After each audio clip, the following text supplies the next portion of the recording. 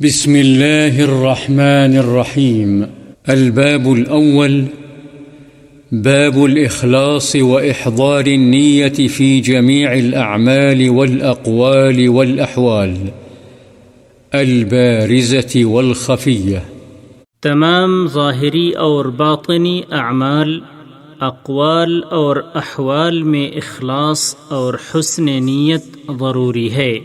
وما امروا الا ليعبدوا الله مخلصين له الدين حنفاء ويقيموا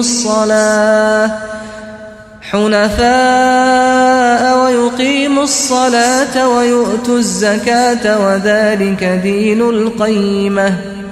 اللہ تعالی نے فرمایا ان کو یہی حکم دیا گیا تھا کہ وہ اخلاص کے ساتھ اللہ کی عبادت کریں، ایک سو ہو کر، اور نماز پڑھیں، زکوٰۃ دیں، اور یہی سچا دین ہے۔ لن ينال الله لحومها ولا دماؤها ولكن يناله التقوى منكم۔ اور فرمایا اللہ کو جانوروں کا گوشت اور خون نہیں پہنچتا، البتہ تمہارا تقوی اس تک پہنچتا ہے۔ قل ان تخفوا ما في صدوركم او تبدوه يعلمه الله۔ اور فرمایا آپ کہہ دیجئے اگر تم اپنے سینوں میں کوئی بات چھپاؤ یا اس کو ظاہر کر دو، اللہ سب کو جانتا ہے۔ وعن أمير المؤمنين أبي حفص عمر بن الخطاب بن نفيل بن عبد العزى بن رياح بن عبد الله بن قرط ابن رزاح بن عدي بن كعب بن لؤي بن غالب القرشي العدوي رضي الله عنه قال: سمعت رسول الله صلى الله عليه وسلم يقول: إنما الأعمال بالنيات وإنما لكل امرئ ما نوى، فمن كانت هجرته إلى الله ورسوله فهجرته إلى الله ورسوله، ومن كانت هجرته لدنيا يصيبها أو امرأة ينكحها فهجرته إلى ما هاجر إليه، متفق على صحته، رواه إمام المحدثين أبو عبد الله محمد بن إسماعيل بن إبراهيم بن المغيرة بن بردزبة الجعفي البخاري، وأبو الحسين مسلم بن الحجاج بن مسلم القشيري النيسابوري رضي الله عنهما في صحيحيهما اللذين هما أصح الكتب المصنفة۔ امیر المؤمنین حضرت ابو حفص عمر بن خطاب رضی اللہ تعالی عنہ سے روایت ہے، وہ کہتے ہیں میں نے رسول اللہ صلی اللہ علیہ وسلم کو فرماتے ہوئے سنا کہ عملوں کا دار و مدار نیتوں پر ہے، ہر شخص کو اس کی اچھی یا بری نیت کے مطابق اچھا یا برا بدلہ ملے گا، پس جس کی ہجرت اللہ اور اس کے رسول کے لیے ہوگی اس کی ہجرت انہی کی طرف سمجھی جائے گی، اور جس نے دنیا حاصل کرنے کے لیے یا کسی عورت سے نکاح کی غرض سے ہجرت کی تو اس کی ہجرت انہی مقاصد کے لیے ہوگی۔ متفق علیہ، یعنی اس حدیث کو امام بخاری اور امام مسلم نے روایت کیا ہے۔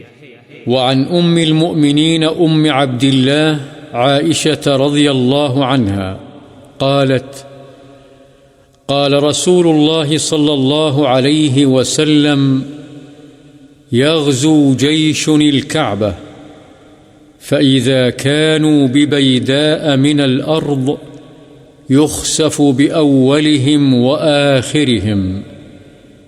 قالت: قلت يا رسول الله كيف يخسف بأولهم وآخرهم وفيهم أسواقهم ومن ليس منهم؟ قال: يخسف بأولهم وآخرهم ثم يبعثون على نياتهم. متفق عليه. هذا لفظ البخاري. ام المؤمنین عبداللہ حضرت عائشہ رضی اللہ تعالی عنہا سے روایت ہے کہ رسول اللہ صلی اللہ علیہ وسلم نے فرمایا کہ ایک لشکر خانہ کعبہ پر چڑھائی کرنے کی نیت سے نکلے گا. جب وہ بیدا یعنی کسی چٹیل میدان میں پہنچے گا تو اس کے اول و آخر سب کے سب زمین میں دھسا دیے جائیں گے.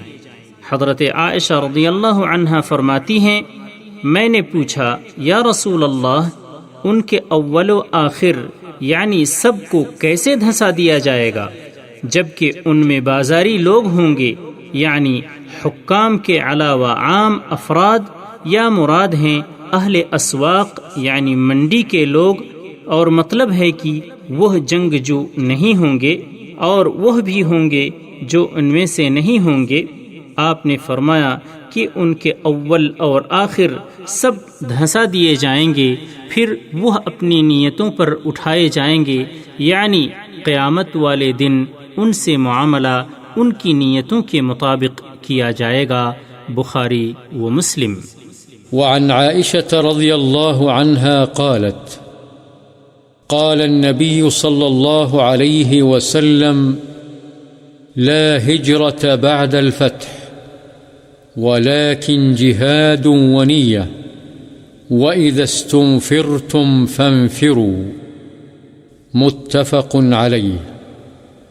ومعناه لا هجرة من مكة لأنها صارت دار اسلام. حضرت عائشہ رضی اللہ تعالی عنہا سے روایت ہے نبی کریم صلی اللہ علیہ وسلم نے فرمایا فتح کے بعد ہجرت نہیں البتہ جہاد اور نیت باقی ہیں. جب تمہیں جہاد پر نکلنے کے لیے طلب کیا جائے تو بلا تأمل نکل کھڑے ہو. بخاری و مسلم. وعن أبي عبد الله جابر بن عبد الله الأنصاري رضي الله عنهما قال: كنا مع النبي صلى الله عليه وسلم في غزاه فقال: إن بالمدينة لرجالا ما سرتم مسيرا ولا قطعتم واديا إلا كانوا معكم حبسهم المرض. وفي رواية: إلا شركوكم في الأجر. رواه مسلم. ورواه البخاري عن أنس رضي الله عنه قال: رجعنا من غزوة تبوك مع النبي صلى الله عليه وسلم فقال: إن أقواما خلفنا بالمدينة ما سلكنا شعبا ولا واديا إلا وهم معنا حبسهم العذر.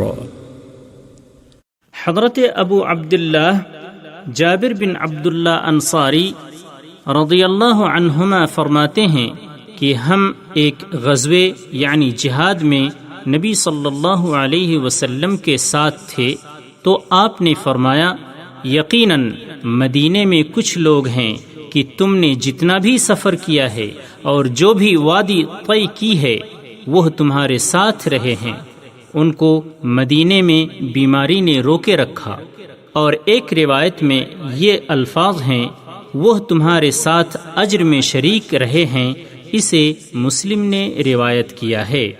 اور بخاری کی روایت جو حضرت انس رضی اللہ عنہ سے ہے وہ اس طرح ہے کہ ہم نبی کریم صلی اللہ علیہ وسلم کے ساتھ غزوہ تبوک سے واپس لوٹے تو آپ نے فرمایا کہ ہمارے پیچھے کچھ لوگ مدینے میں رہے. ہم جس گھاٹی یا وادی میں چلے وہ اجر و ثواب میں ہمارے ساتھ تھے کیونکہ عذر نے ان کو وہاں روکے رکھا.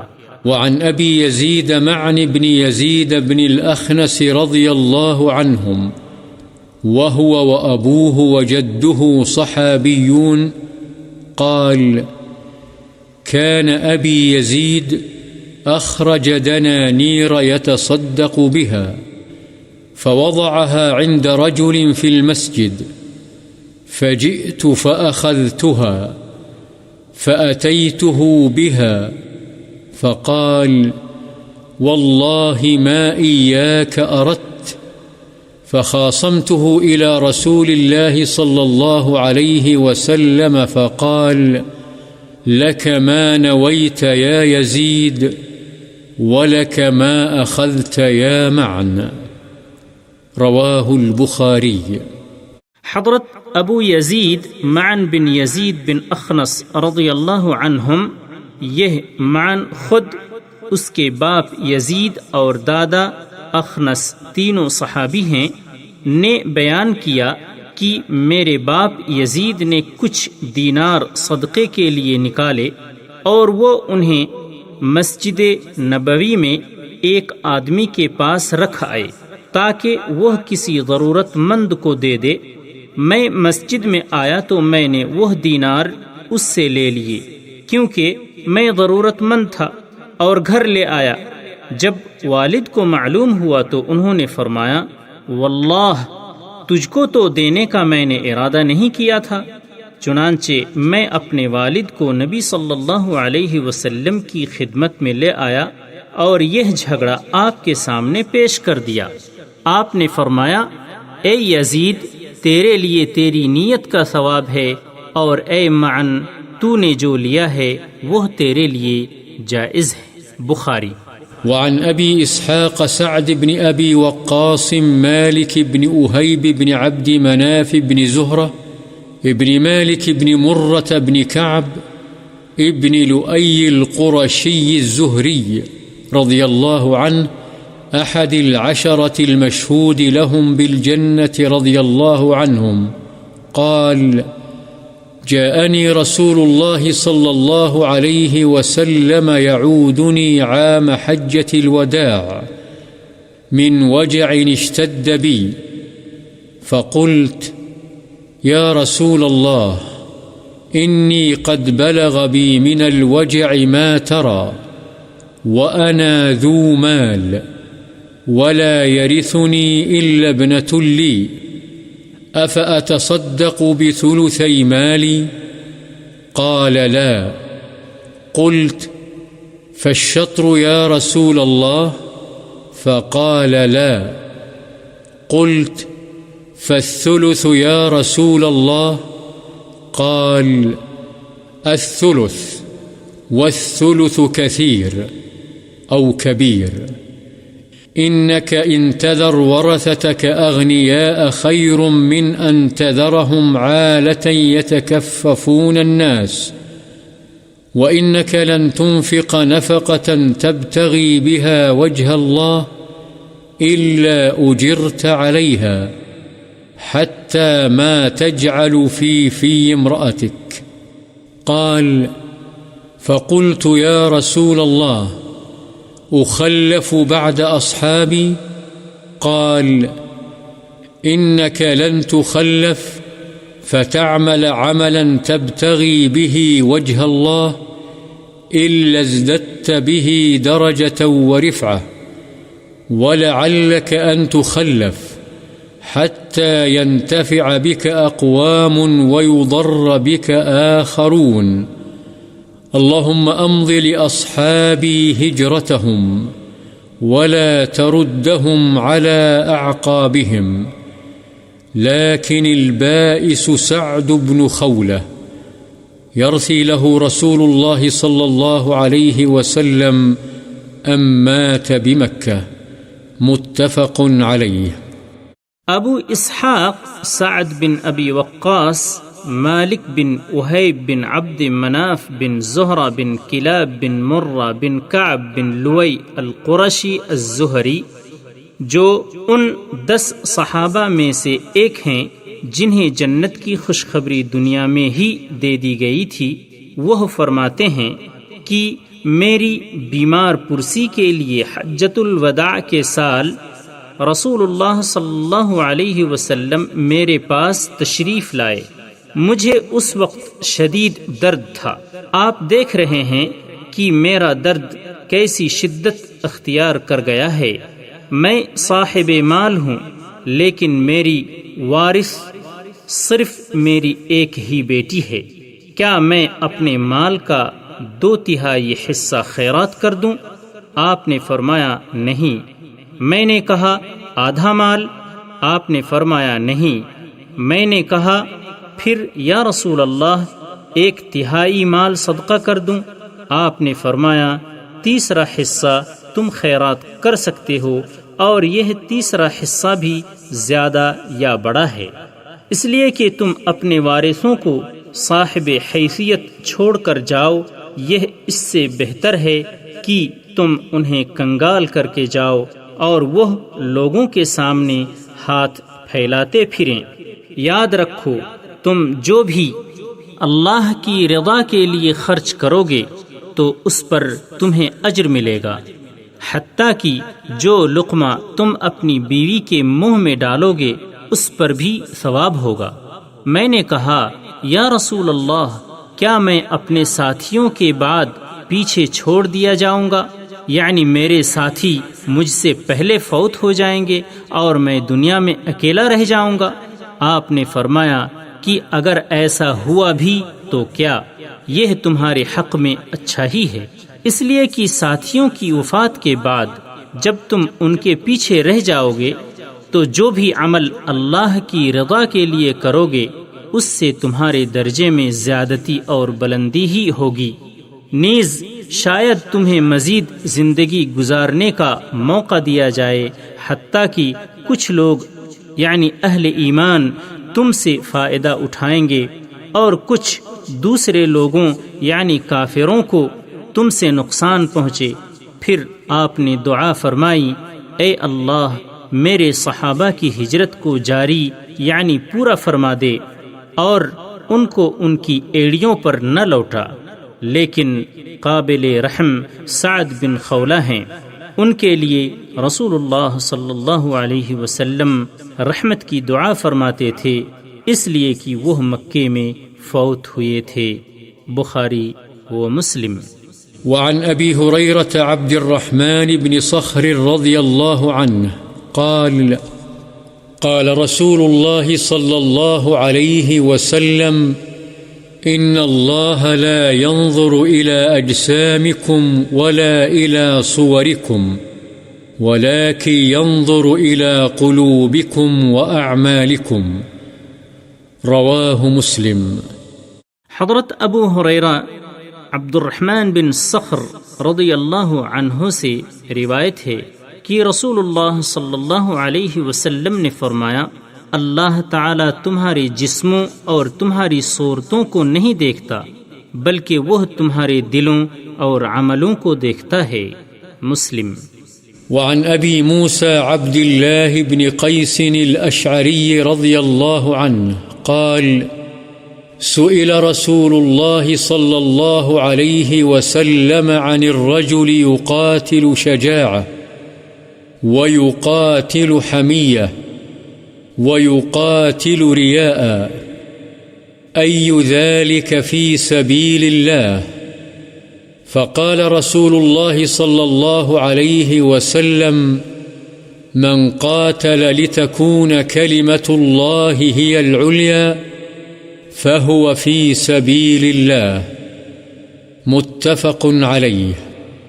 حضرت ابو موسیٰ عبداللہ بن قیس اشعری رضی اللہ عنہ سے روایت ہے کہ رسول اللہ صلی اللہ علیہ وسلم سے سوال کیا گیا کہ ایک آدمی بہادری کے جوہر دکھانے کے لیے، دوسرا خاندانی قبائلی حمیت کے لیے اور ایک تیسرا ریاکاری کے لیے لڑتا ہے، ان میں سے اللہ کی راہ میں لڑنے والا کون ہے؟ رسول اللہ صلی اللہ علیہ وسلم نے فرمایا، جو شخص صرف اس لیے لڑتا ہے کہ اللہ کا کلمہ یعنی دین بلند ہو، وہ اللہ کی راہ میں لڑنے والا ہے۔ بخاری و مسلم۔ وعن أبي بكرة نفيع بن الحارث الثقفي رضي الله عنه أن النبي صلى الله عليه وسلم قال: إذا التقى المسلمان بسيفيهما فالقاتل والمقتول في النار. قلت يا رسول الله هذا القاتل فما بال المقتول؟ قال: إنه كان حريصا على قتل صاحبه. متفق عليه. حضرت ابو بکرہ نفیع بن حارث ثقفی رضی اللہ عنہ سے روایت ہے کہ نبی کریم صلی اللہ علیہ وسلم نے فرمایا کہ جب دو مسلمان اپنی اپنی تلواریں سونت کر ایک دوسرے کو مارنے کی نیت سے ملتے ہیں، ایک دوسرے کے مقابل صف آراء ہوتے ہیں، تو یہ قاتل اور مقتول دونوں جہنمی ہیں۔ میں نے پوچھا یا رسول اللہ، قاتل کا جہنمی ہونا تو سمجھ میں آتا ہے، مقتول جہنمی کیوں ہوگا؟ آپ نے فرمایا اس لیے کہ وہ بھی اپنے ساتھی یعنی دوسرے مسلمان کے قتل کا حریص تھا۔ بخاری و مسلم۔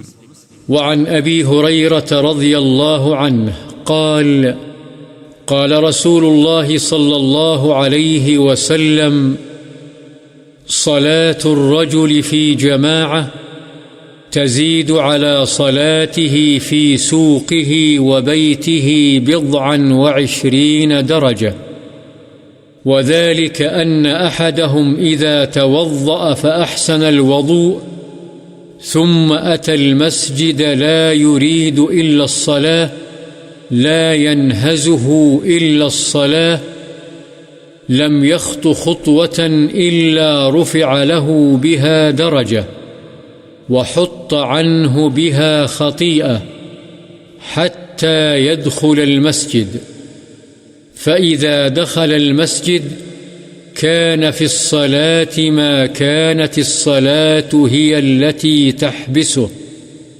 والملائكة يصلون على أحدكم ما دام في مجلسه الذي صلى فيه، يقولون: اللهم ارحمه، اللهم اغفر له، اللهم تب عليه، ما لم يؤذ فيه، ما لم يحدث فيه. متفق عليه. وقوله ينهزه هو بفتح الياء والهاء وبالزاي أي يخرجه وينهضه.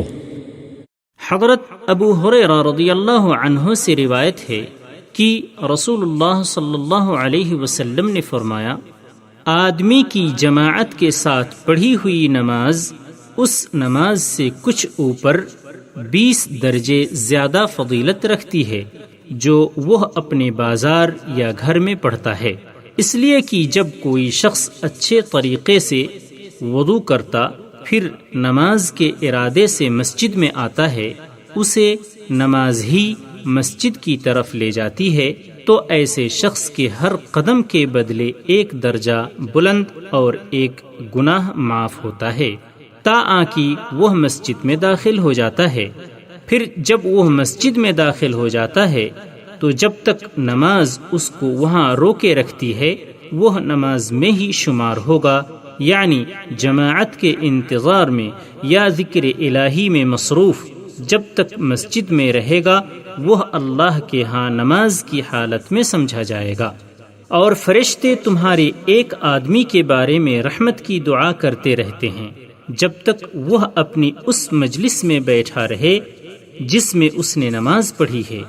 فرشتے کہتے ہیں: اے اللہ اس پر رحم فرما، اے اللہ اس کو بخش دے، اے اللہ اس پر رجوع فرما، یعنی یہ دعائیں اس کے حق میں اس وقت تک جاری رہتی ہیں جب تک وہ کسی کو ایذا نہ پہنچائے، جب تک بے وضو نہ ہو۔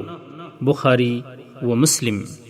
مذکورہ الفاظ صحیح مسلم کے ہیں اور ینہزہ یا ہا کے فتح اور زا کے ساتھ کے معنی ہیں اس کو نکالتی اور اٹھاتی ہے، وعن أبي العباس عبد الله بن عباس بن عبد المطلب رضي الله عنه عن رسول الله صلى الله عليه وسلم فيما يروي عن ربه تبارك وتعالى قال: إن الله كتب الحسنات والسيئات ثم بين ذلك، فمن هم بحسنة فلم يعملها كتبها الله تبارك وتعالى عنده حسنة كاملة، وإن هم بها فعملها كتبها الله 10 حسنات إلى 700 ضعف إلى أضعاف كثيرة، وإن هم بسيئة فلم يعملها كتبها الله عنده حسنة كاملة، وإن هم بها فعملها كتبها الله سيئة واحدة. متفق عليه.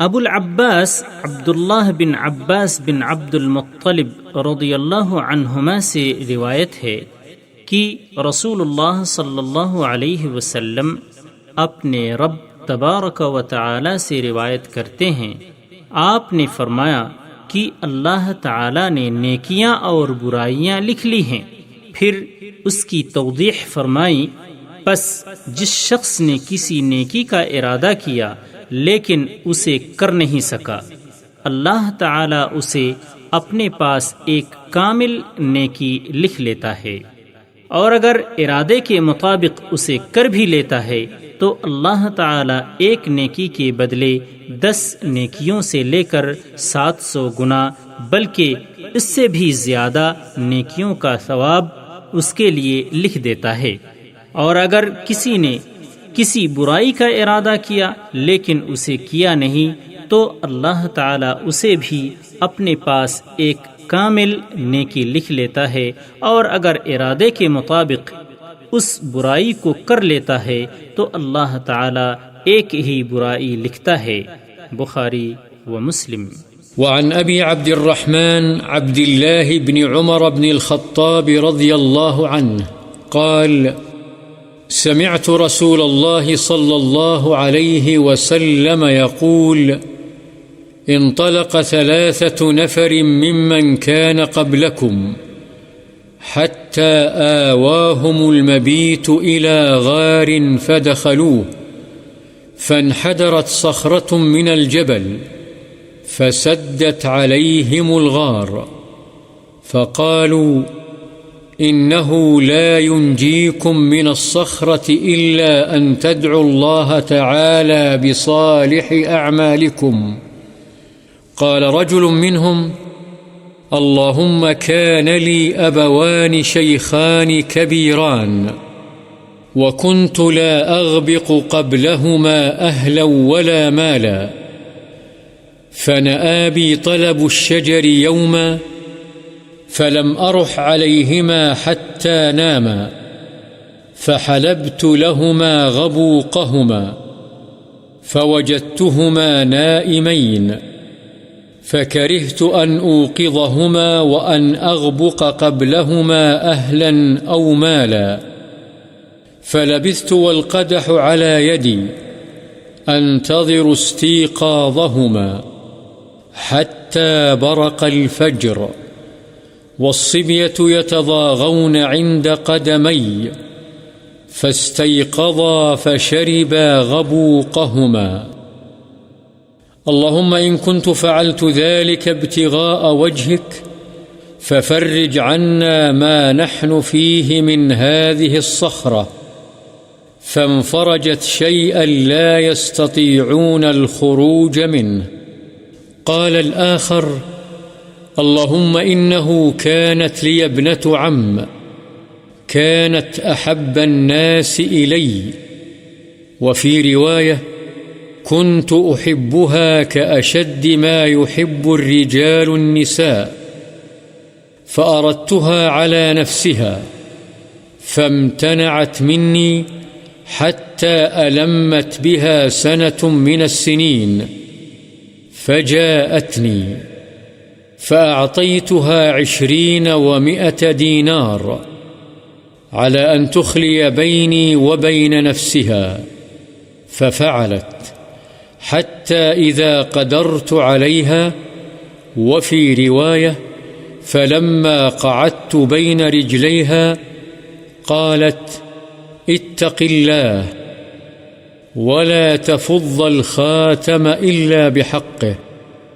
فانصرفت عنها وهي أحب الناس إلي، وتركت الذهب الذي أعطيتها. اللهم إن كنت فعلت ذلك ابتغاء وجهك فافرج عنا ما نحن فيه. فانفرجت الصخرة، غير أنهم لا يستطيعون الخروج منها. وقال الثالث: اللهم إني استأجرت أجراء وأعطيتهم أجرهم غير رجل واحد ترك الذي له وذهب، فثمرت أجره حتى كثرت منه الأموال. فجاءني بعد حين فقال: يا عبد الله، أد إلي أجري. فقلت: كل ما ترى من أجرك من الإبل والبقر والغنم والرقيق. فقال: يا عبد الله، لا تستهزئ بي. فقلت: لا أستهزئ بك. فأخذه كله فاستاقه، فلم يترك منه شيئا. اللهم إن كنت فعلت ذلك ابتغاء وجهك فافرج عنا ما نحن فيه. فانفرجت الصخرة فخرجوا يمشون. متفق عليه۔ حضرت ابو عبد الرحمن عبداللہ بن عمر بن خطاب رضی اللہ عنہما کہتے ہیں کہ میں نے سنا رسول اللہ صلی اللہ علیہ وسلم فرماتے تھے کہ تم سے پہلی امتوں میں سے 3 شخص تھے جو ایک ساتھ سفر پر نکلے حتیٰ کہ رات ہو گئی، چنانچہ رات گزارنے کے لیے وہ ایک غار میں داخل ہو گئے۔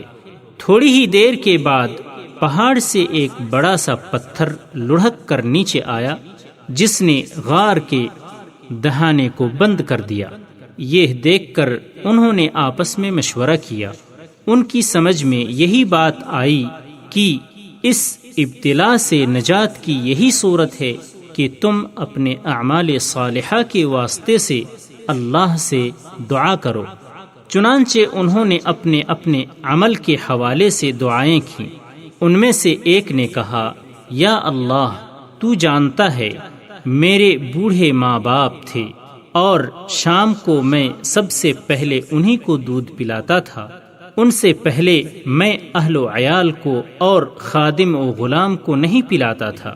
ایک دن درختوں کی تلاش میں دور نکل گیا اور جب واپس لوٹ کر آیا تو والدین سو چکے تھے۔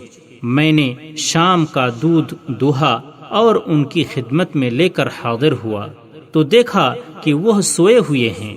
میں نے ان کو جگانا بھی پسند نہیں کیا اور ان سے قبل اپنے اہل اور غلاموں کو دودھ پلانا بھی گوارا نہیں کیا۔ میں دودھ کا پیالہ ہاتھ میں پکڑے ان کے سرہانے کھڑا ان کے جاگنے کا انتظار کرتا رہا، جبکہ بچے بھوک کے مارے میرے قدموں میں بلبلاتے رہے حتیٰ کہ صبح ہو گئی اور وہ بیدار ہوئے۔ میں نے انہیں ان کے شام کے حصے کا دودھ پلایا اور انہوں نے پیا۔ یا اللہ، اگر یہ کام میں نے صرف تیری رضا کے لیے کیا تھا تو ہم اس چٹان کی وجہ سے جس مصیبت میں پھنس گئے ہیں اس سے ہمیں نجات عطا فرما دے۔ اس دعا کے نتیجے میں وہ چٹان تھوڑی سی سرک گئی، لیکن ابھی اس سے باہر نکلنا ممکن نہیں تھا۔ دوسرے شخص نے دعا کی: یا اللہ، میری چچا زاد بہن تھی جو مجھے سب سے زیادہ محبوب تھی۔ دوسری روایت کے الفاظ یہ ہیں کہ میں اس سے اتنی شدید محبت کرتا تھا جتنی کی زیادہ سے زیادہ محبت مردوں کو عورتوں سے ہو سکتی ہے۔ بس میں نے ایک مرتبہ اس سے اپنی نفسانی خواہش پوری کرنے کا ارادہ کیا، لیکن وہ آمادہ نہیں ہوئی اور اس نے انکار کر دیا، حتیٰ کہ ایک وقت آیا کہ قحط سالی نے اسے میرے پاس آنے پر مجبور کر دیا۔ میں نے اسے اس شرط پر 120 دینار دیے کہ وہ میرے ساتھ خلوت اختیار کرے۔ چنانچہ وہ آمادہ ہو گئی۔ جب میں اس پر قادر ہو گیا اور وہ میرے قابو میں آ گئی، دوسری روایت کے الفاظ ہیں، جب میں اپنی نفسانی خواہش پوری کرنے کے لیے اس کی دونوں ٹانگوں کے درمیان بیٹھ گیا تو اس نے کہا، اللہ سے ڈر اور اس مہر کو، تو اس نے کہا، اللہ سے ڈر اور اس مہر کو ناحق مت توڑ۔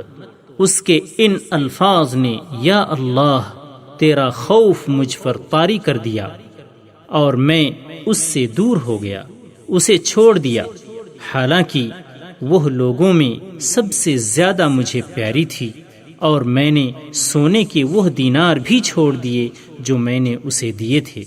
یا اللہ، اگر میں نے یہ کام تیری رضا کے لیے کیا تھا تو یہ نازل شدہ مصیبت ہم سے دور فرما دے۔ چنانچہ وہ چٹان کچھ اور سرک گئی، لیکن باہر نکلنے کا راستہ اب بھی نہیں بنا۔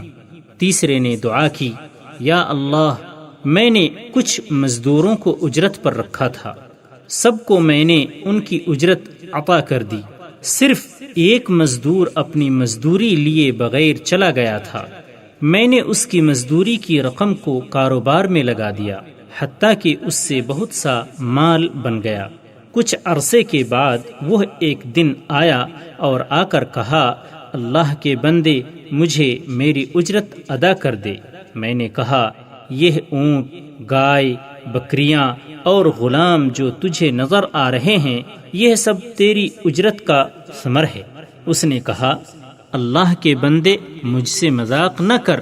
میں نے کہا، چنانچہ میں تجھ سے مذاق نہیں کر رہا، حقیقت بیان کر رہا ہوں۔ چنانچہ میری وضاحت پر وہ سارا مال لے گیا، اس میں سے اس نے کچھ نہ چھوڑا۔ یا اللہ، اگر میں نے یہ کام صرف تیری رضا کی خاطر کیا ہے تو یہ مصیبت جس میں ہم پھنسے ہوئے ہیں دور کر دے۔ پس وہ چٹان بالکل سرک گئی اور غار کا منہ کھل گیا اور سب باہر نکل آئے۔ بخاری و مسلم۔